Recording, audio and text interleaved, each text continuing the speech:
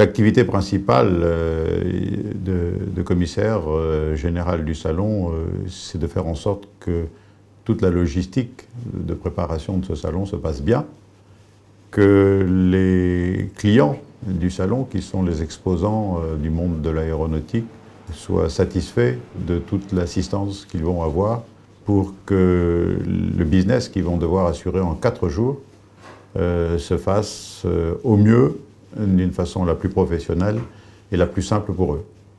Lors de ce 51e salon, il y aura 328 chalets.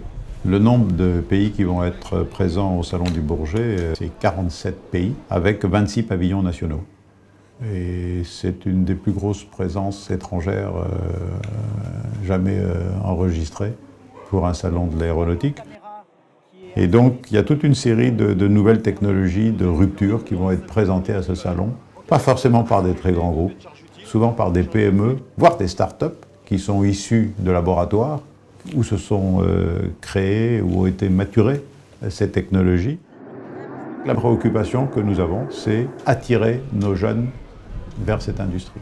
Pendant ce salon, dans le stand que nous appelons l'avion des métiers, il y aura toute une série de jeunes qui montreront leur métier de producteur. Alors des chaudronniers, des câbleurs, des spécialistes d'informatique, des spécialistes de l'électronique, spécialistes des moteurs, seront là, présenteront pour montrer que dans l'aéronautique, on peut faire des carrières encore passionnantes, voire tout à fait intéressantes en termes d'épanouissement personnel. 100 ans après, on est toujours très vivante et dans le peloton de tête. Et ça, c'est très, très, très satisfaisant. On peut me dire pourquoi. C'est le support indéfectible de l'État français, c'est-à-dire du citoyen, parce que l'État, c'est le citoyen, qui a consacré des sommes considérables pour le développement de cette industrie.